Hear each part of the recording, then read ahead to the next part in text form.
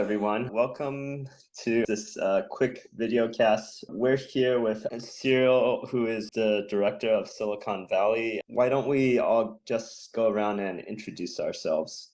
Sure. I'm Cyril Deaconoff. I'm artistic director of Voices of Silicon Valley and composer for Visions of Guadalupe. Hi everyone, my name is Leandra Ramm. I am a mezzo-soprano and I sing in the alto section with Voices of Silicon Valley. I've sung with this wonderful group before under Cyril's direction, and I'm really looking forward to this set. Hello, everyone. My name is Celeste Camarena. I am a Mexican mezzo-soprano, and this is my first time participating with this amazing group, and I'm very excited to be able to portray and represent this beautiful piece, this beautiful cantata, especially that is based on this wonderful Mexican Virgen de Guadalupe. Fantastic. Awesome. And I'll be partially hosting. My name is Andy Liu. I'm from also a singer at Voices of Silicon Valley as a tenor. I've sung under Cyril Deaconoff for several years now, and it's been an amazing journey so far. So I guess we will go through some of these questions that I had in mind in order to kind of highlight some of what we're doing and what our upcoming concert is about. We have something called Visions of Guadalupe, and it is just an amazing ensemble of different musical compositions together by some of which is from like Cyril, some of which is from Pamela Z, and I believe there were some other musicians involved as well. So Cyril, my first question goes to you. What is the idea behind your composition of Visions of Guadalupe as a musical work? Sure, right. So the concert overall is called Visions of Guadalupe, and the title is after the main work, which is, yes, it's my work that I just finished several days ago. The idea was inspired by the paintings of Yolanda Lopez, who was Mexican-American artist. She passed away a couple of years ago.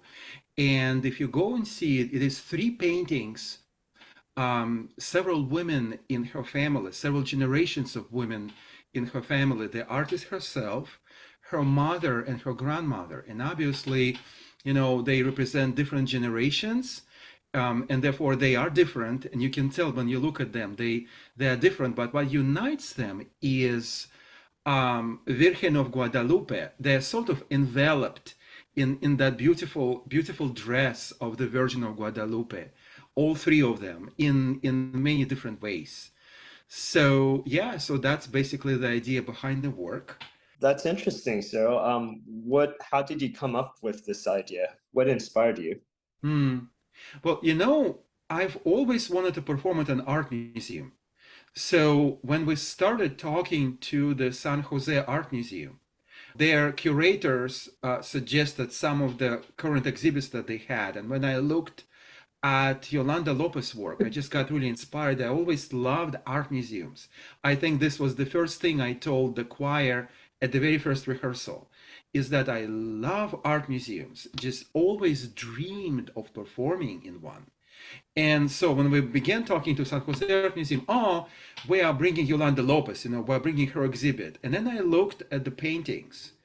And so Guadalupe series, which is what made Yolanda famous around the world. And I thought, I really love this. There is so much history behind Guadalupe tradition, as I'm sure Celeste can tell us more about that. But I just kind of, without knowing much about that yet, I just felt that there is a lot of tradition and a lot of meaning for Mexico and other Latin American countries that I wanted to explore through this work. That's awesome. I guess that kind of brings us to a follow-up question with Celeste. Celeste, what is the meaning of Guadalupe in Mexican culture and maybe some of the other Latin American countries? Well, that is like a very deep and profound question that we could have like not only a debate, but we could have a class of 2 years class to understand culturally the impact. But if I just want to very quickly make like a summary, Virgen de Guadalupe is a very important symbol, not only for Mexican or Latin American culture, but it's in the Catholic religion, a very important symbol of of God, in God's mother. But in Mexican culture specifically, Virgen de Guadalupe appeared the first time in 1531. And it appeared in a beautiful hill called El Cerro del Tepeyac. And in this hill, this virgin appeared and she spoke, well, at least that's the belief, spoke to Juan Diego in his own language, which was Nahuatl. But something very interesting is that hill used to be used by many different cultures in Mexico, by many different Mayas, Aztecas, by many different civilizations to adore one female god that represent many different ones, which were, or that represent many different symbols. For example, Omisihuatl, that was the creator of the universe. Tosi, that was the mother of health.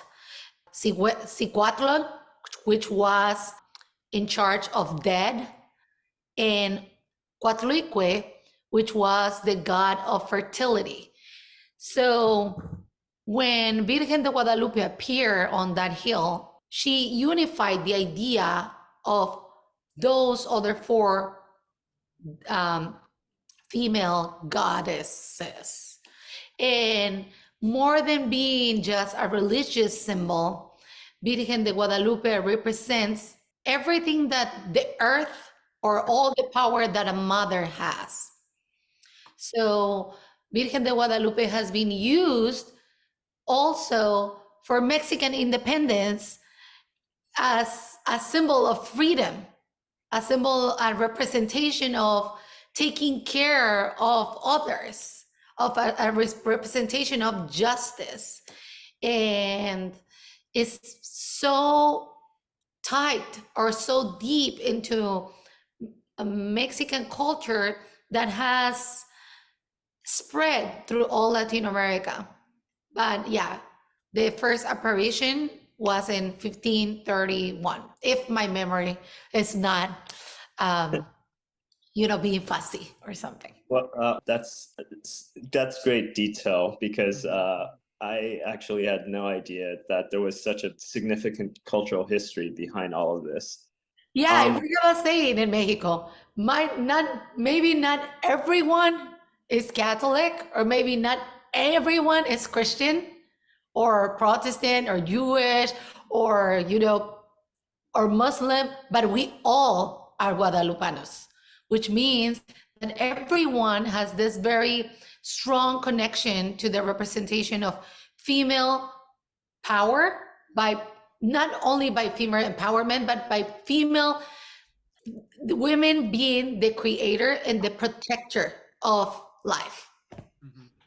That is so amazing, Celeste, and that really helps me also understand the subject more, because Yolanda Lopez is also, that's maybe why she chose Virgin of Guadalupe to represent several generations of her family, because of what you just said, and especially connection to justice. I think there is definitely, that's probably the reason why.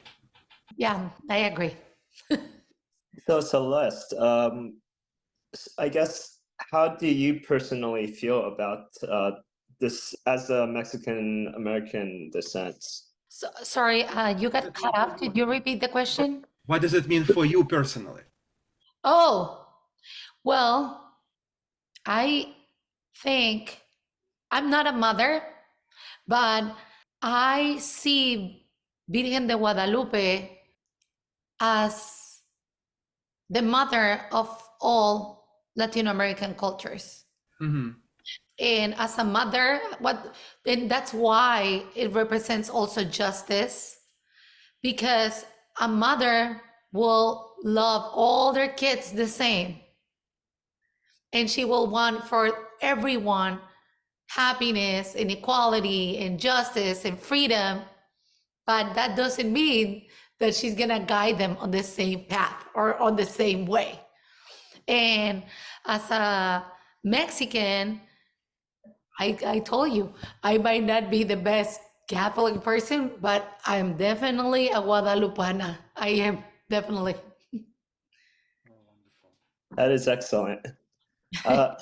So Leandra, I kind of wanted to sidetrack a little bit and ask you about your background as a performer and what is your impression as a performer? So I really enjoy singing in small chamber choirs. I enjoy blending with other people, but yet it's not a huge group. So I love how this group is basically four per voice part, except for sopranos, which are three, but every other voice part is four people. So it's small enough where we can blend with each other and feel like our voices individually are also really contributing.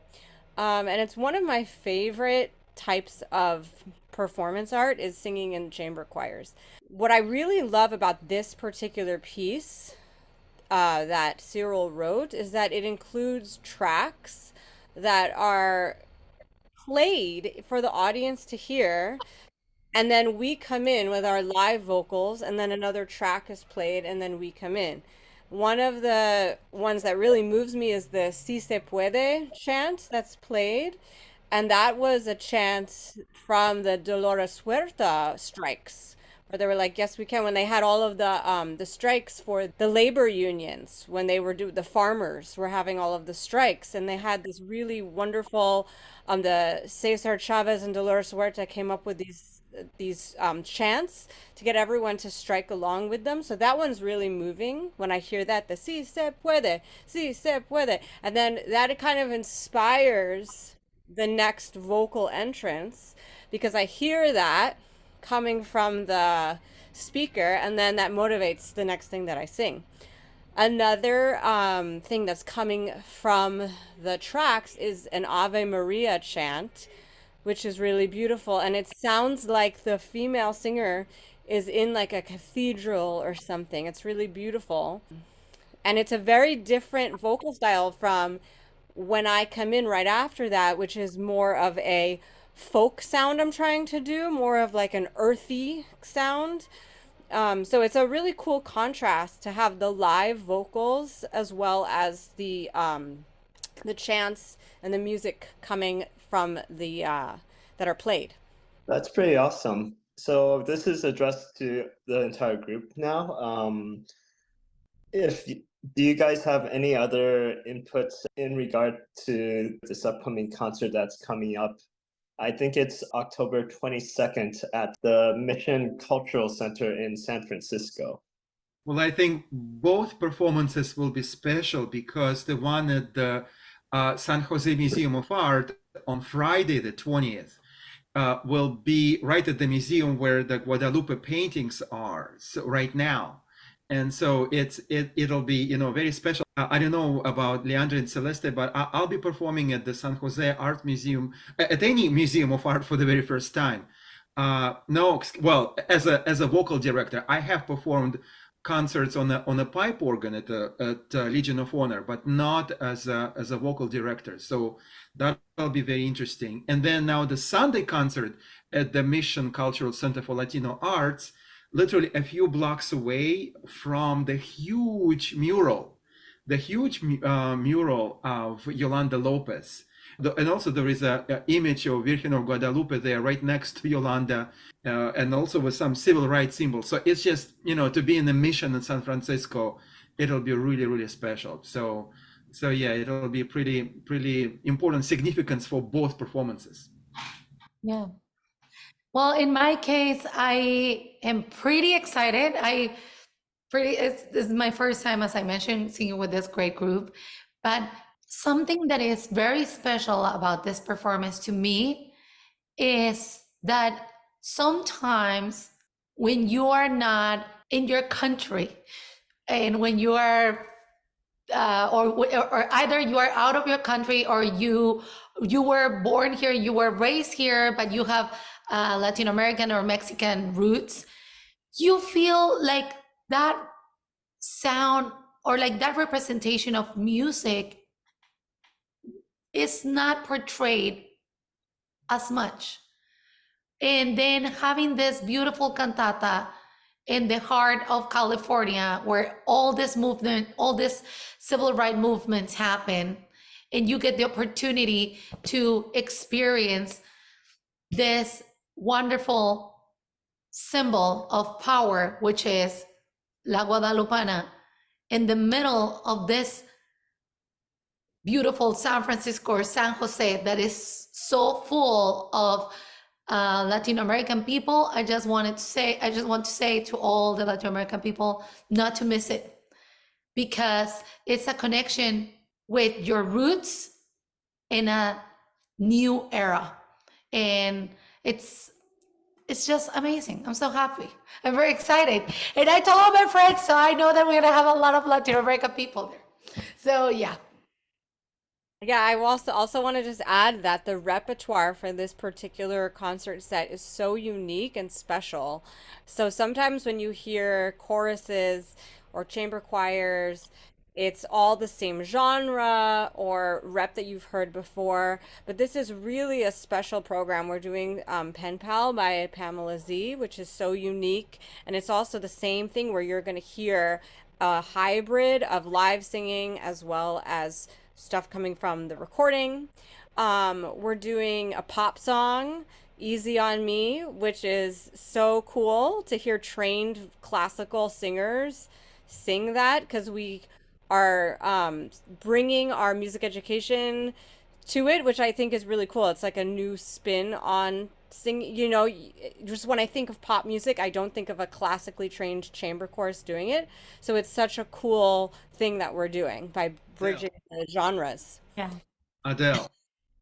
Adele, yes. And then we're doing La Llorona, which is also a really special piece for the Latin American community. So I performed in La Llorona with Opera Cultura in San Jose, and it was a really touching story. That was actually the first time I heard of this story, and I was just totally kind of like a little traumatized by it, because it's so sad, you know, what happens.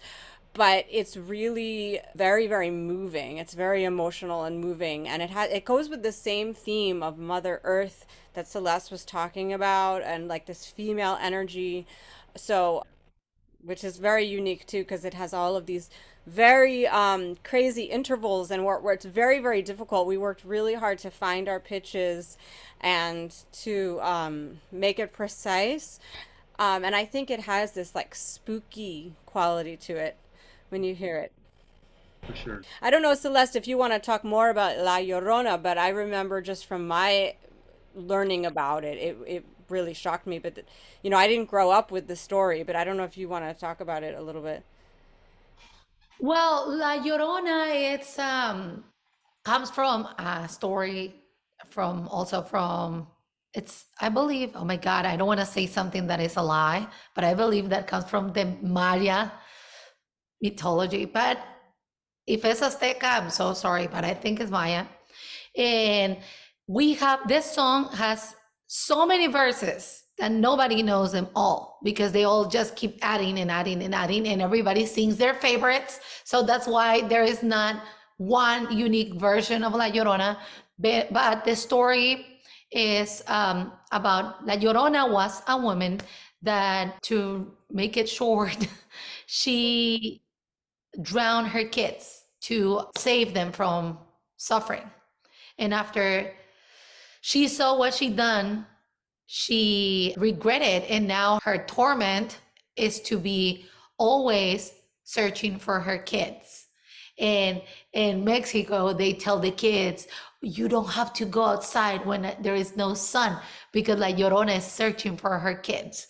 And, you know, and they have even this like, uy, mis hijos, which is like she's searching for her kids.